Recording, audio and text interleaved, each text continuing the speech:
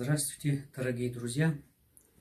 Я Бахтиер Шохев, народный целитель, доктор мануальной терапии и лучший целитель Таджикистана в 2012 году.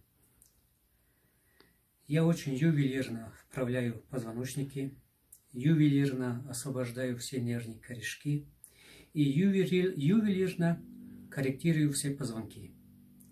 Плюс к этому я очень хорошо могу видеть живую энергию человека и ауру человека. Мы сейчас будем говорить о продолжении в моем сне. Я хочу эти свои сны передавать только просвещенным людям, потому что сны даются не просто так. Я хочу передавать просвещенным и брать у них советы. Если кому-то нужны будут мои советы или мое знание, могу дать свои знания. Мой продолжение сон их снов. Когда я начал слушаться снов и работать по своим снам, я стал перспективнее, у меня дела пошли очень хорошо, я поднимался, но моя болезнь мне не давала, чтобы я больше работал. И мне посоветовали, чтобы я взял учеников в себе. А учеников я не хотел брать, потому что каждый ученик потом хочет работать на себя, обманывать, но ради этого может бросить учителя. Потому что я везде видел, что ученики бросают своих учителей, убегают, начинают работать на себя. Но из-за копейки денег они убегают. Изучают что-то и сразу убегают. Я не хотел иметь таких неблагодарных учеников, потому что они неблагодарные. Но мне посоветовали, что у меня сил пока не хватает, надо взять учеников. И я начал набирать себе учеников. Мне сказали, что возьми, кого ты хочешь, кто душа твоя хочет, того и возьми. И я брал ближе к сердцу людей, кого я хотел. Брал к ученикам, и мне обещали, что если твой ученик ничего не сможет, ты научи пару приемов, пускай он работает. Мы каждому твоему ученику дадим 2 ангела. 2 ангела. И эти ангелы будут очищать людей. Мы так больше будем помогать. Потому что сам Бог любит наш народ, любит каждого человека, которого Он творил.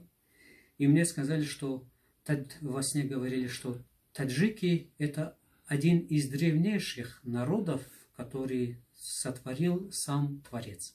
И он очень любит таджиков и очень хочет помочь таджикскому народу. Поэтому ты здесь, в Таджикистане, и ты должен набирать учеников.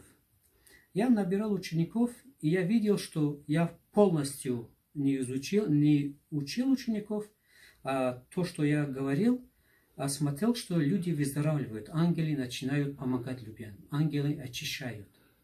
И неделю раз я очищал своих учеников и себя.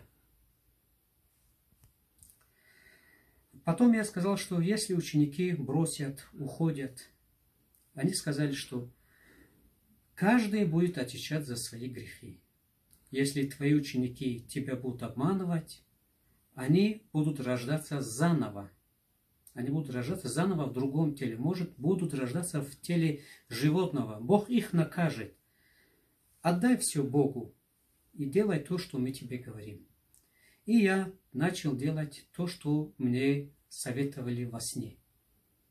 И мое дело хорошо шел, и мое дело поднимался. И в одном моменте я неожиданно рассказал о своем сне. Это была роковой удар для меня. И я задавал вопрос, кто мне передавал, почему Богу нужно, чтобы мы людей очищали здесь? И до меня приходил ответ.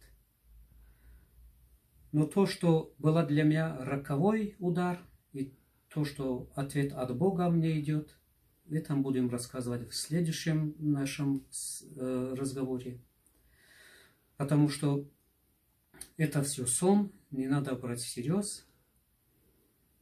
Но сны даются не просто так. Это сны только для просвещенных, для понимающих. Если кто не понимает, лучше не слушайте, не обращайте внимания и ничего не пишите.